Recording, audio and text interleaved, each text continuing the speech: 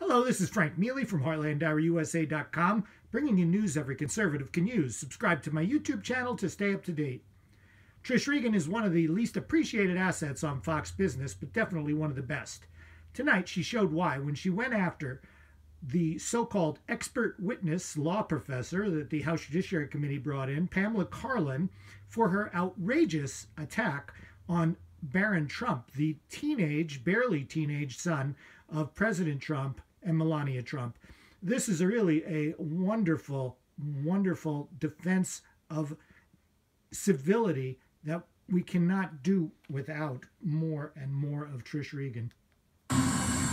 Just when you thought they couldn't go any lower, the Democrats have. They did. Good evening, everyone. I am Trish Regan. Today, in their so-called hearings, a supposed unbiased Stanford law professor ridiculed, with applause, the 13-year-old son of the president and his wife, Melania Trump. And I'll just give you one example that shows you the difference between him and a king, which is the Constitution says there can be no titles of nobility. So while the president can name his son Barron, he can't make him a baron.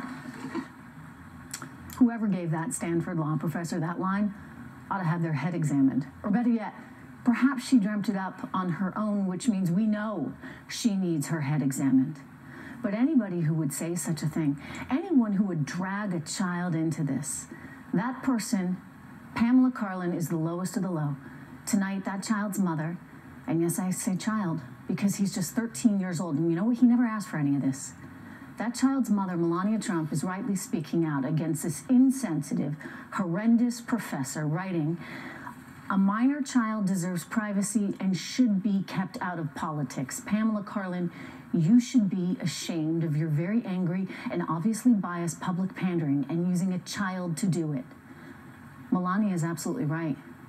Why people think it's okay to insult, to abuse, to attempt to harass or humiliate the family of a politician or any public figure is beyond me.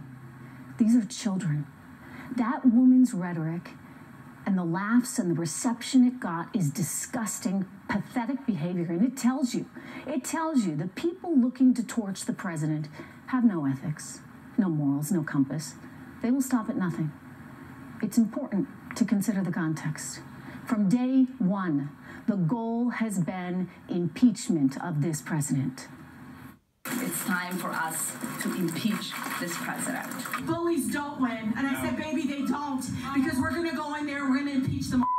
I will fight every day until he is impeached. Impeach 45. Didn't matter how or what, they were determined. So we've lived through the Mueller report, the Kavanaugh hearings, and now Ukraine is the buzzword of the moment. And like everything else, all they have is hearsay and conjecture and a lot of heavy bias. This woman today, Pamela Karlan, despite her portrayal by the Dems as simply a legal scholar, clearly has her own biases. Here she is in 2017. And I got off the bus from Dulles down at L'Enfant Plaza, and I walked up to the hotel. And as I was walking past what used to be the old post office building and is now the Trump Hotel, which I had to cross the street, of course. Are you staying there? God, no. It's a bias that has existed through at least several election cycles, something that didn't get by Florida Representative Matt Gaetz today. When you try to make a little joke out of referencing Barron Trump, that does not lend credibility to your argument. It makes you look mean. It makes you look like you're attacking someone's family, the minor child of the President of the United States. Matt Gaetz also asked her about her donations. And there have been many, many, many donations to every Democratic candidate in recent years. That's bias.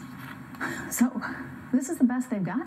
I mean, this is the best they've got. They expect Americans to believe the legal expertise of a biased law professor who's donated to a series of Democrats and has the audacity to attack a child on national television. Americans are smarter than that.